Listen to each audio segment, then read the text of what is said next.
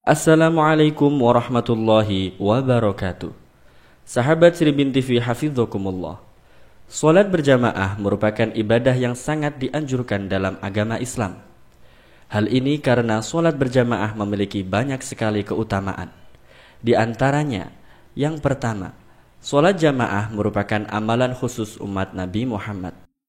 Diterangkan dalam kitab Hasyiah I'anatul Thalibin karya Sayyid Abu Bakar Syadha bahwa salat berjamaah merupakan amalan khusus umat Nabi Muhammad yang tidak disyariatkan kepada umat lain sebelumnya.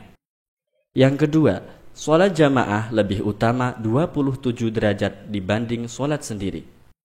Imam Taqiyuddin Abi Bakar bin Muhammad Al-Husaini dalam kitab Kifayatul Akhyar menyebut sebuah hadis yang berbunyi, qauluhu sallallahu alaihi wasallam, salatul jamaah afdalu min salatil fardhi bi 27 darajah. Rawahu asy-Syaikhani min riwayat Ibnu Umar. Rasulullah sallallahu alaihi wasallam bersabda, salat berjamaah lebih utama daripada salat sendiri sebanding dengan 27 derajat. Hadis ini diriwayatkan oleh Imam Bukhari dan Imam Muslim dari Ibnu Umar. Keutamaan salat berjamaah yang ketiga yaitu diampuninya dosa-dosa yang telah lalu.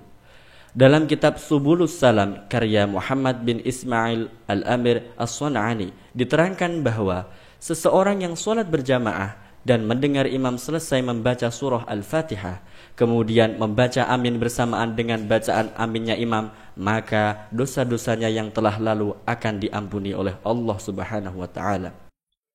Hal ini didasarkan pada sebuah hadis yang diriwayatkan oleh Imam Bukhari bahwa suatu ketika Rasulullah sallallahu alaihi wasallam bersabda, "Idza ammana al-imam fa'aminu, fa innahu man wafaqa ta'minahu ta'minal malaikah, ghafarallahu lahu ma taqaddama min dzambi." Ketika seorang imam mengucapkan amin, maka ucapkanlah amin.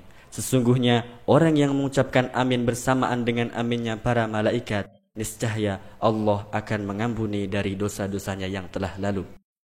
Sahabat Sribin TV hafidzokumullah. Keutamaan salat berjamaah yang keempat adalah salat berjamaah sebanding dengan ibadah haji.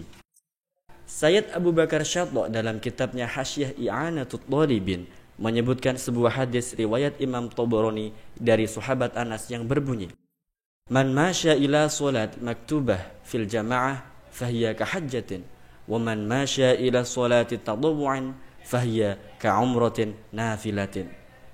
Barang siapa melangkahkan kaki untuk melaksanakan salat fardu berjamaah, maka itu laksana melaksanakan ibadah haji. Dan barang siapa melangkahkan kaki untuk melaksanakan salat sunnah, maka itu laksana melaksanakan ibadah umroh sempurna.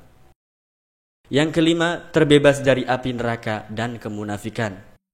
Diriwayatkan dari Imam Tabrani dari sahabat Anas, Rasulullah sallallahu alaihi wasallam bersabda, barang siapa salat berjamaah selama 40 hari dengan menemukan takbiratul ihramnya imam, maka ditulis baginya 2 kebebasan, terbebas dari api neraka dan terbebas dari kemunafikan.